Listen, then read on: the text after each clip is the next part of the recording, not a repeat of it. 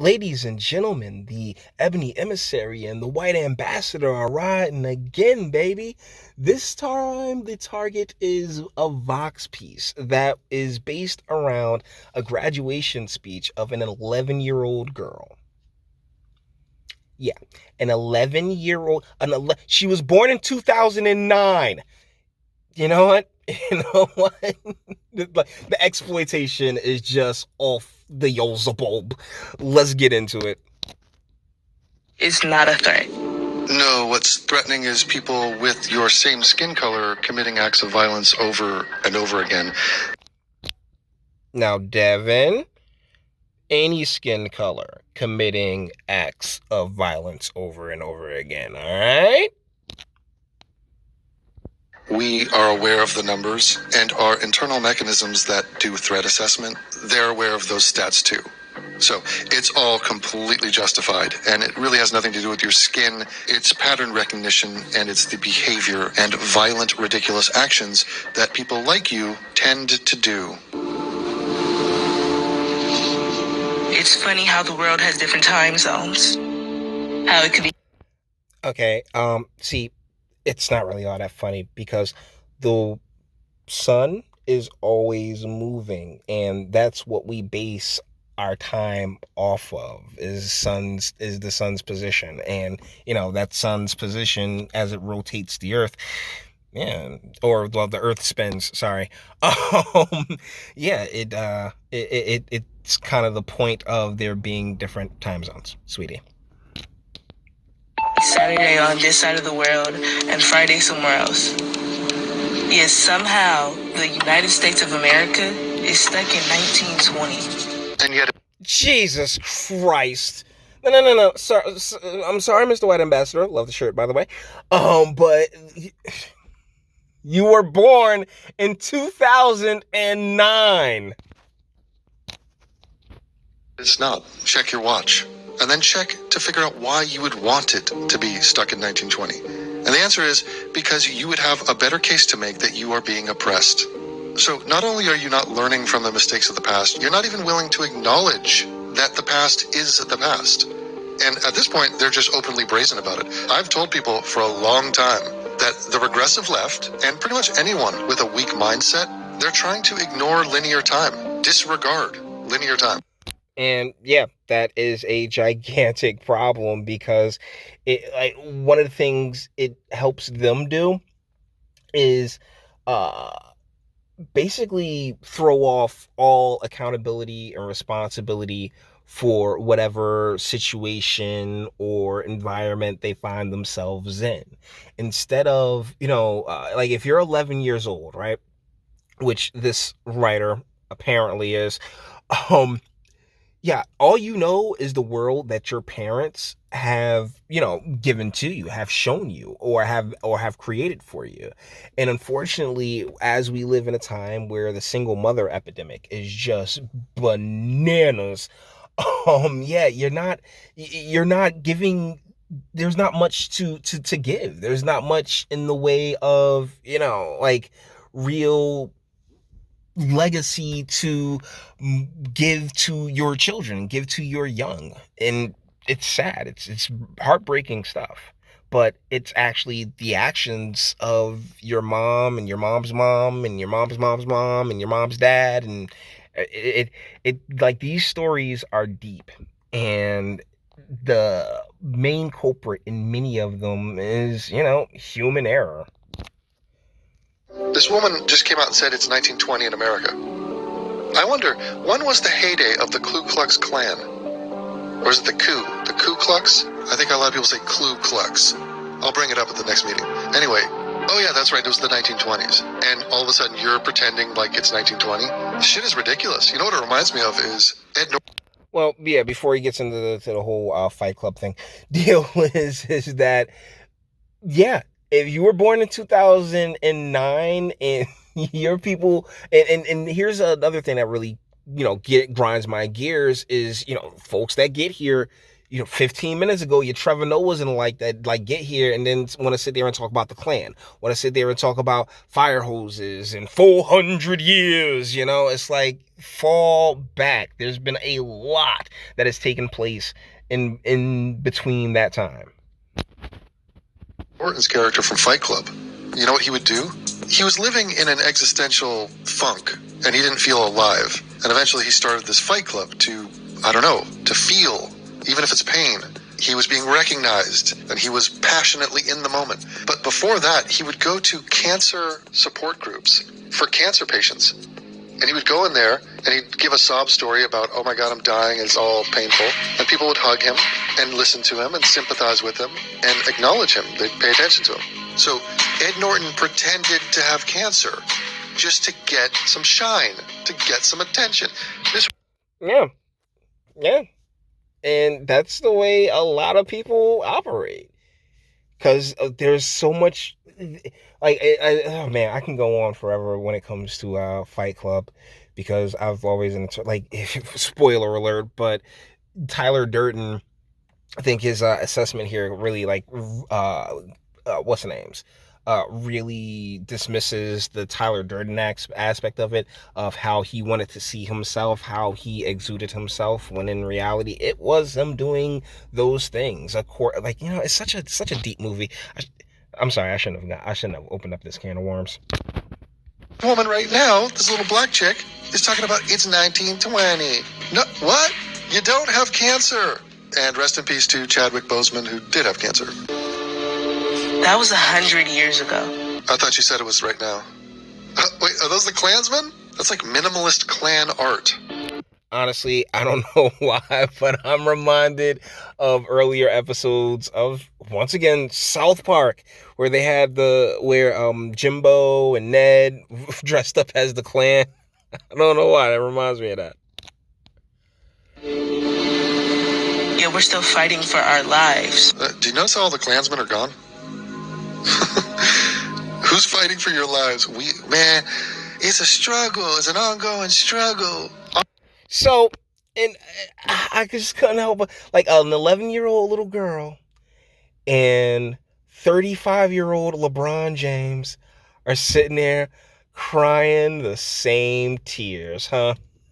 Like, yo, for real. Like, every day we's being hunted like dogs in the street. Like, bro, like, yo, calm it down. Like, but the difference is that she has an excuse, because her probably single mother is sitting there stuffing her head full of all this victim nonsense. That's why when we see, like in the Rochester video and tons of other videos that I've done here, particularly when it comes to the protests, it's usually some rotund, darker skinned lady on the bullhorn demanding to be heard, and having absolutely nothing to say.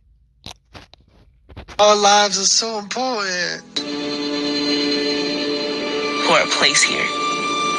And by the way, if you're struggling for your life, you might want to look to the fact that you are fat as shit. Look at the roundness of that caricature of a black. They just took a round, just dough ball. Coronavirus. Have you seen a lot of these chicks in these videos when it comes to, I ain't being heard, I needs to be heard? Okay, ma'am, what's your problem? We's being hunted in the street for 400 years. How you want to fix it? Maybe have children in marriage and take, you're racist and sexist and all this other stuff. All right.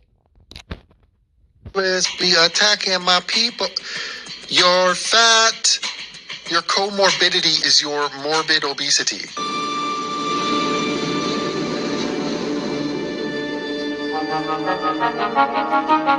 Here comes Vox to the rescue. Come on, Vox. Be on the right side of history. Fingers crossed.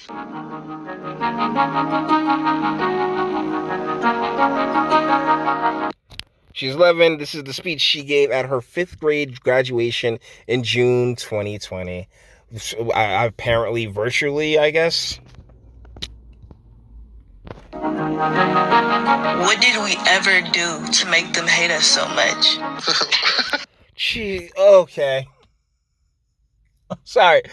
Like, you're 11. You are 11. Like, oh my goodness. This is ridiculous. It really is. This is not something that an 11-year-old should, and like, oh, well, they shouldn't have to. Well, they don't have to if their parents are doing their job, or their parent, as is more than likely, just statistically speaking, the case, is doing her job. Okay, well, that's, a bad statement. No one hates you so much. They, you, it's all ridiculous. But you could start with assault, rape, murder, also your vile racism towards white people. Now, up to the vile racism for white people, it's kind of like swings both ways. But as of recently, I mean, very, very recently, probably like the past, 30 years or so, yeah, that tide, and how violent that tide, and, just, oh, yeah, it's white, it is what it is, ha, ha, ha, ha, ha, to, oh, well, I just wanted to go out. I recently did a video on a young man that went out and just killed a white person because they were white. And no, what? No, that's not it. That's not it. It ignores so much progress in the way of character being the driving force, as opposed to, skin color being the driving force. I mean, when you do things like that, yeah, you do create that barrier, like, even if it is at a subconscious level, for, say, others, particularly until, they get to know you, if they're even willing to take that chance. There's many in the black community who harbor that. So also, you lead the league in hate crimes, robbery, arson, sucker punches. So yeah, those are a few rather large issues that I think it would make sense to hate those people, wouldn't you? Oh no, hate bad, I'm sorry. Strongly dislike, is that better? Legitimately? I know for a fact they love our culture. Let me take this one again. Deal is, sweetheart, what's been presented as quote unquote black culture is lubricated with, Hasidic money, all right? I mean, hey, ADL, that's not anti-Semitism. It's just a true fact, all right? When it comes to what the media has portrayed as black culture, I mean, it has little, if few, black hands truly molding and cultivating it. I mean, particularly with as things have gone on, and quote unquote hip hop itself has become, just the marketing juggernaut that it has. No, we don't, man. Have you seen the latest shit coming out of black culture? Good God. I saw MTV VMAs and DaBaby was out there. DaBaby with gold in his teeth and just being like some weird ass amalgamation of just thuggery. Just terrible shit. Yeah, seriously, like the 90s, like Kendrick Lamar, he was okay. J. Cole was okay. But yeah, it doesn't have the same energy that it did back in the day. I mean, you can't tell me this is not awful. We don't rob it, let's get now. We sell them, we sell them. I am knocking at my door. Yeah, I'm gonna definitely kind of cut through. I'm just gonna skip all over that because I'm sorry, I'm not interested in catching. I'm more than likely already caught a copyright strike one way or another, so the video may as well more than likely isn't going to be monetized at all. But still, yeah, I don't want DaBaby coming after this video. Sweetheart, the way you talk, you're speaking English right now. So let's zoom back a little bit. You're stealing the way we talk. The key is in the name. English, England. You are not from England. Yeah, so she's made that same old tired argument. Oh, well, they like the slang and all this. It's really, wow, it's disgusting. These are terrible wins. These aren't really wins, because everything that gets brought up, right, from the music to like that entire culture that isn't fully black, descendant. I'll put it to you like this: like descendants have little to nothing to do with what's called black culture here in the United States, because shoot, once again, it's whatever sells. It has nothing to do with any true connection to family, because if it did, the families would be better now, wouldn't they? The families would be stronger. It all starts in the home. And so, yeah, like to sit here and continue to put out these same trash arguments about, oh, well, white folks just want to be black. White folks want everything you got from them.